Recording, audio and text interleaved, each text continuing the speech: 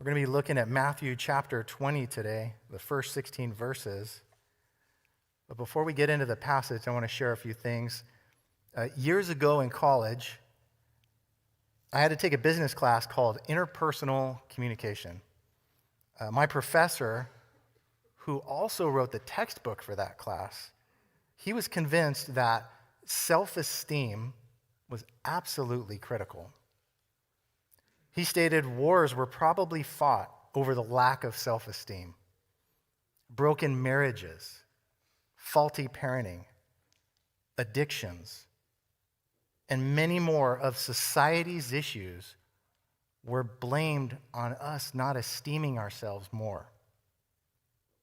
There's also a lot of messages out there right now that we need to love ourselves more. We need to forgive ourselves more. We need to learn how to get more of what we want out of life, how to promote ourselves, and how to think better of ourselves. Modern culture, it is so incredibly focused on the elevation of self that right now you can self-determine to be a man, to be a woman, to be an it, to be any strange designation you want. And the crazy part is that society demands that it is accepted as reality. Self is so important these days that billions and billions of dollars are spent on self-help books, self-help consulting, self-satisfying sermons about wealth or success, and self-focused politics. Sadly enough, millions of babies are killed each year to protect self-interest. God warns us in 2 Timothy that in the last days, people will be lovers of self. So not only is this human nature, but it's going to get worse and worse and worse until the Lord comes back. Self-exaltation, it was a problem prior to mankind entering sin. We'll look at Isaiah 14, where we see Lucifer quoted as saying, "I will ascend to heaven. I will raise my throne above the stars of God. I will sit on the mount of assembly. I will ascend above the heights of the clouds. I will make myself like the Most High." So then we see mankind, enter sin and follow suit with self-exaltation. We can see Jesus rebuking the self-promoting scribes and Pharisees, calling them names like hypocrites, whitewashed tombs, fools, and blind. He states in Luke 14, "But when you are invited to a banquet or a feast, go and sit in the lowest place, so that when your host comes, he may say to you, 'Friend, go ahead and move up higher.' For everyone that exalts himself will be humbled, and he who humbles himself will be exalted." According to Jesus, exaltation of self never ends well. We also need to consider the effects of self on those following the Lord. In many places in the Gospels, we actually see the disciples themselves arguing with one another about who currently is the greatest and who eventually will be the greatest in heaven. Luke 22 points out there's a dispute that arose among the disciples as to which of them was to be regarded as the greatest. Later, in the Gospel of Matthew, James and John ask their mom to petition Jesus to see if they could sit on either side of Jesus' kingdom. Most of the men in here can feel that cringe, of asking your mom to do something like that for you. As you can see, this extreme desire for personal glory, it's present in radical believers, radical followers of Jesus. And so that leads us to today's passage. So I'm going to go ahead and read the first 16 verses of Matthew chapter 20. For the kingdom of heaven is like a master of a house who went out early in the morning to hire laborers for his vineyard. After agreeing with the laborers for a denarius a day, he sent them into his vineyard, and going out about the third hour, he saw others standing idle in the marketplace. And to them he said, "You, go into the vineyard too, and whatever is right, I will give you." So they went, going out again about the 6th hour, and the 9th hour, he did the same. And about the 11th hour, he went out and found others standing. And he said to them, "Why do you stand here idle all day?" They said to him, "Because no one has hired us." He said to them, "You go into the vineyard too." And when evening came, the owner of the vineyard said to his foreman, "Call the laborers and pay them their wages, beginning with the last up to the first." And when those hired about the 11th hour came, each of them received a denarius. Now, when those hired first came, they thought they would receive more. But each of them also received a denarius, and on receiving it, they grumbled at the master of the house, saying, "These last worked only 1 hour, and you have made them equal to us, who have borne the burden of the day and the scorching heat."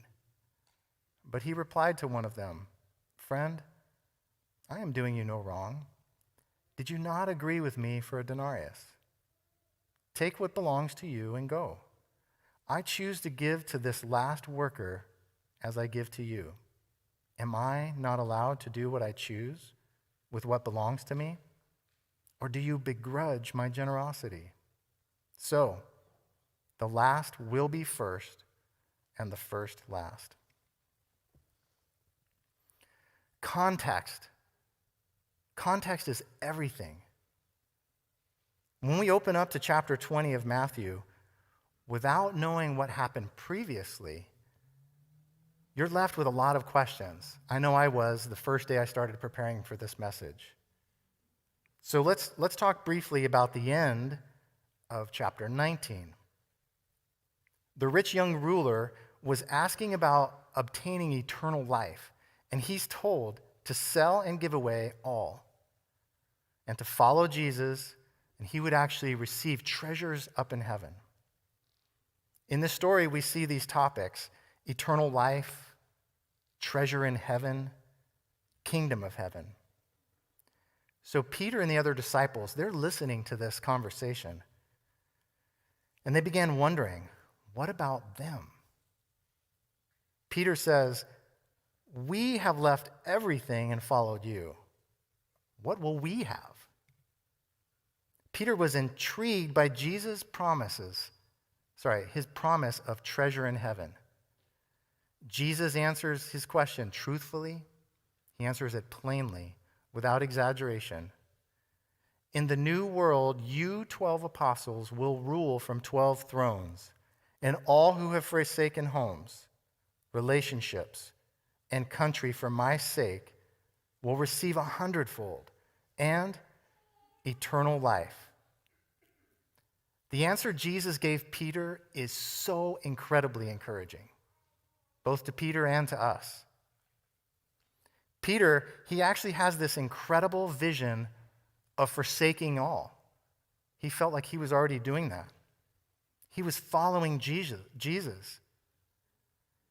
He had a vision of treasure in heaven now and eternal life. But Peter and the other disciples, they also wrestled with self. They had this desire to be great, both in this life and in the next life. The old nature was reasserting itself. If I do X, Y, Z, then I will get what I want, and I want a lot. This sinful attitude, it lurks in all of us, and it has to be dealt with. Pride, selfish ambition will cause many surprises when we receive our eternal inheritance. So immediately after Jesus explains these super encouraging promises, he says, but many who are first will be last, and the last first. So can you guys imagine Peter's face? We all know this guy was super zealous. He was very excitable. You could see him seeing these promises, getting eyebrows big, really excited. And then this but comes. He went from thinking, I am going to be great. I'm going to actually have my own throne, to, I might be last. I could imagine Peter coming up with more and more questions, but Jesus stops him by using this parable in chapter 20 to further illustrate this problem with self, particularly for those who are actually following the Lord. So please note and remember that Jesus is talking to disciples, his followers, which include the apostles. His message, be encouraged for your reward in the kingdom. But stay humble.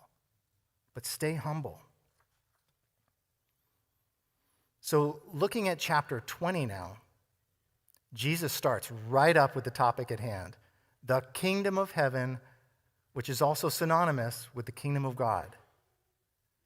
Jesus still has Peter's attention as he further explains his admonition about the first being last.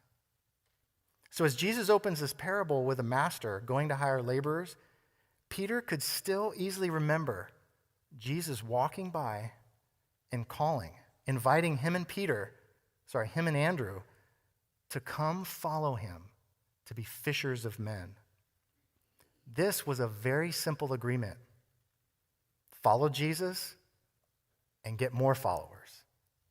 There does not seem to be any self-ambition other than a desire for Peter and Andrew to follow this amazing teacher. While Peter and Andrew forsake their fishing, it takes some time, but eventually they start finagling their way to the top. Many of us get saved, and we enjoy this sweet, simple fellowship with the Lord Jesus. And after some time, some growth, add some ministry opportunities, and we begin to see pride start revealing itself and messing things up. So we are encouraged in light of our salvation, but pride, it still creeps in, and so do our own selfish demands. In verse 2 of chapter 20, Jesus begins to contrast the first group of laborers with the whole rest of the day's hire. Look at the wording here. After agreeing with the laborers for a denarius for a full day of work. So after some sort of bartering, this group of first laborers, they struck a deal with the master. They set the terms of the agreement. 1 full day of work equals 1 denarius. I believe they did not trust the master's goodness, and they did not trust his generosity. Their service had strict conditions which had to be agreed upon before they would lift a finger. I could imagine this group being extra smart, extra diligent, self-determined, self-confident. The kind of people that are motivated, strategizing how to be at the right place at the right time, with a purpose of getting what they want. So you can hear them saying, God helps those that help themselves. If I show up early, very front of the line, I'm going to get my wage. I'm going to get what I want. So now in verses 3 through 7, Jesus is going to shift the attention of the disciples to the second, third, fourth, and the fifth group of laborers. So one could imagine these were the people, now bear with me, I'm being creative here, but these were the people that were spiritually not up early enough. They weren't listening for the master's call carefully enough. And they were just standing idle, doing nothing, hanging out in the marketplace. And they were accomplishing nothing for the kingdom. Moreover, these people did something very unique in their service agreement. They settled for the master's commitment to pay them whatever was right. It's fairly ambiguous. Whatever was right. Their thoughts focused more on the master's reputation and his generosity. They were grateful to be employed, trusting the outcome, trusting the wage with this good master. His opinion of what was right to pay them was actually good enough for them. So they also had to acknowledge they were without work, they were without hope of income until the master actually came and found them. They were grateful to have been called into service, a call that would actually provide for their day's needs. These laborers were so encouraged to have income, and they were humbled that the master called them. Let's look at verses 8 through 10 now. We see the day come to an end, and it is time to get paid. The landowner instructs the foreman to pay them their wages, starting with the last. So right here, Jesus is really drilling down on the disciples with this upside-down kingdom parable. It's backwards. The foreman is told, start with the last. The first come, first serve, the first group, they would have been so insulted with this. He starts with the last, and he makes them equal to the first. This would have been a huge blow to their pride. It should have instead really revealed the master's kindness. So all the groups hired after the first would have been shocked that they were paid equally. Was there a mistake with who came first in the day? Should I actually go and double check with the foreman? I came in for 1 hour in the coolest part of the day, and I'm going to get paid a full day's wage? What a gracious and generous master. None of the laborers got paid less than they deserve. None of them got paid less than they deserve. Ultimately, all the laborers' needs were met, and the master's generous character was marvelously revealed. He doesn't want to just do what is fair or just, but what is so incredibly generous, above all that we ask or think. So what master in all of Israel would pay a denarius for 1 hour of menial labor? Jesus would. Jesus. Now, when the first laborers were finally called, they thought they would receive more than a denarius. They had witnessed the master's generosity, and they expected to gain more from it. As soon as they realized their pay was the same, the flesh just starts rearing up. Jealousy, pride, envy, it completely took over their hearts. How dare you make them equal with us? After all that we have done, are you not just? In reality, they should have asked in all truth, will you not satisfy our selfish, greedy hearts? If I were the master, I would have been so disappointed. I would have been insulted. I would have been tempted to give them a pay cut right there on the spot. Tempted to say, don't bother coming back. So keep in mind, again, Jesus, he is addressing his followers, his disciples right here. The disciples whom he loves so very much.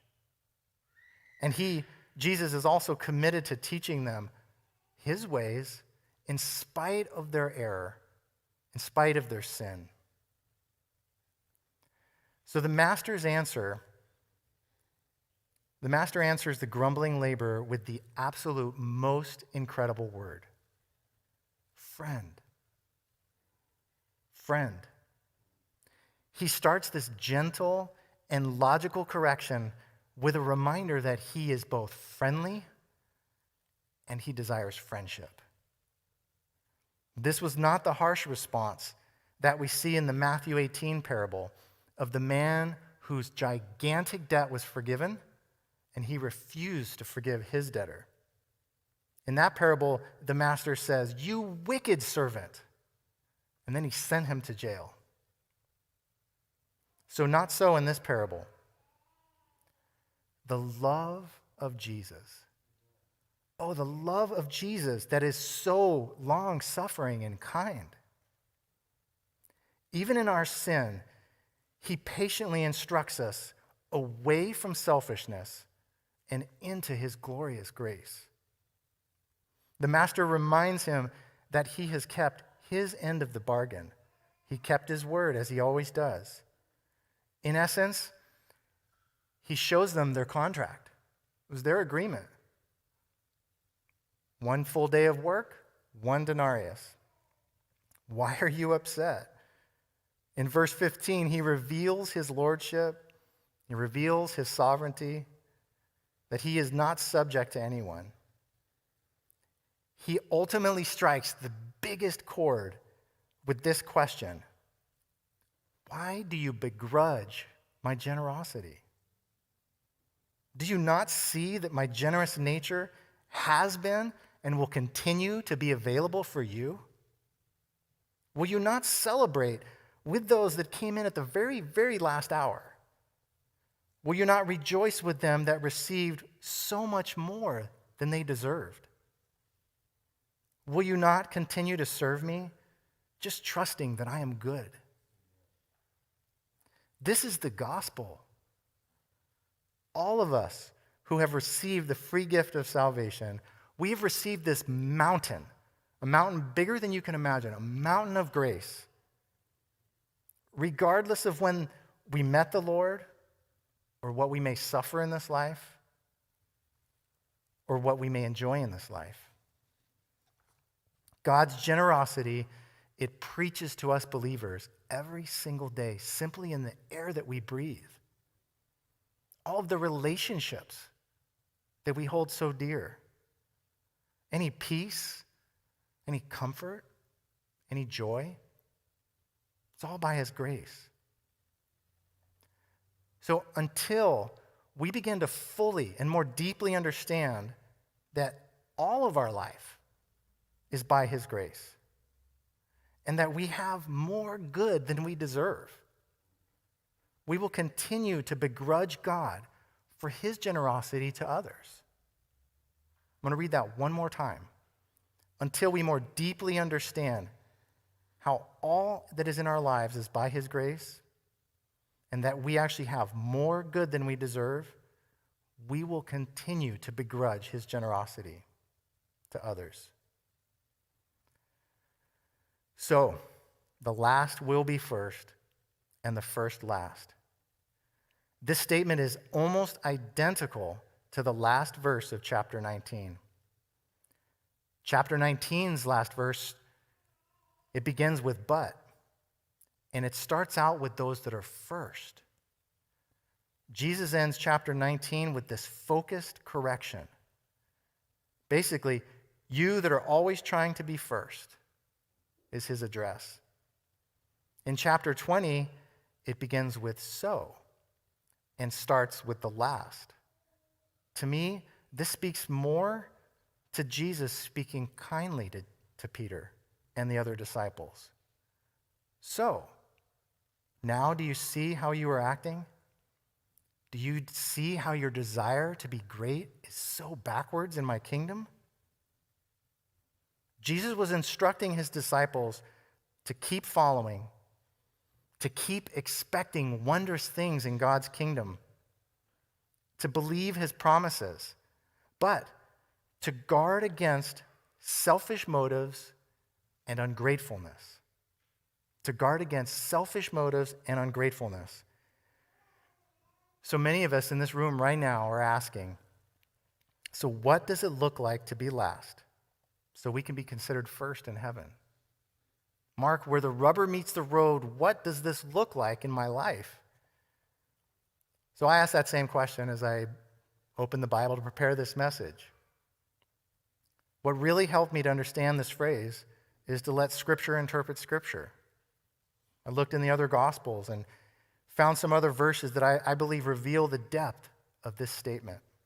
So here's just three verses. Three passages, I should say. Matthew 23. The greatest among you shall be your servant. Whoever exalts himself will be humbled, and whoever humbles himself will be exalted. Be last by humbling yourself and then serve. Be last by humbling yourself and then serve. The Gospel of Mark, chapter 9.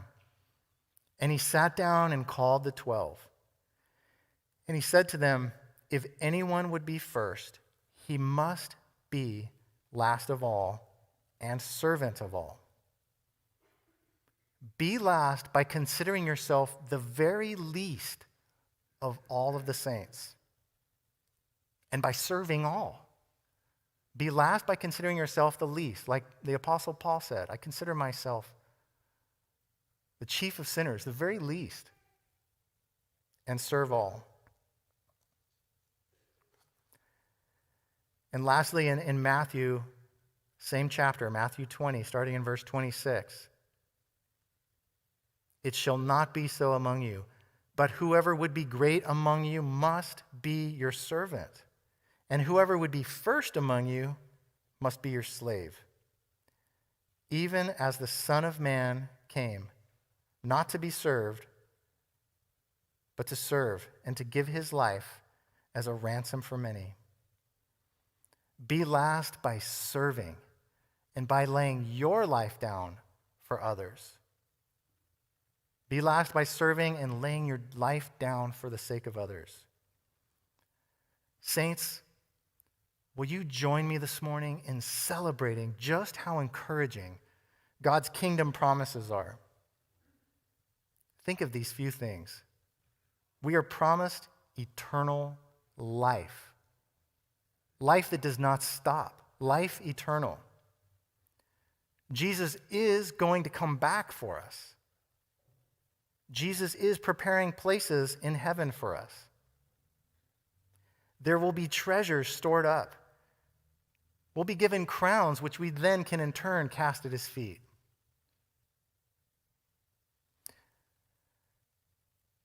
We will be in his presence. There will be no more tears. There will be no more death. No more mourning.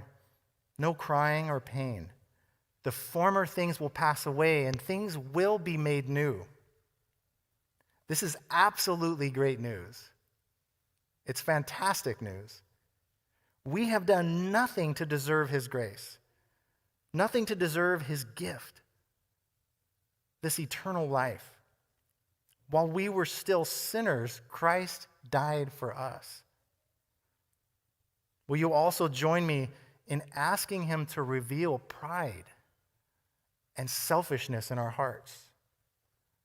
And then for him to cleanse us, to wash us, to make us new again. So may we serve him in humility because he alone is worthy. And may we lay down our lives for others just as he laid his life down for us.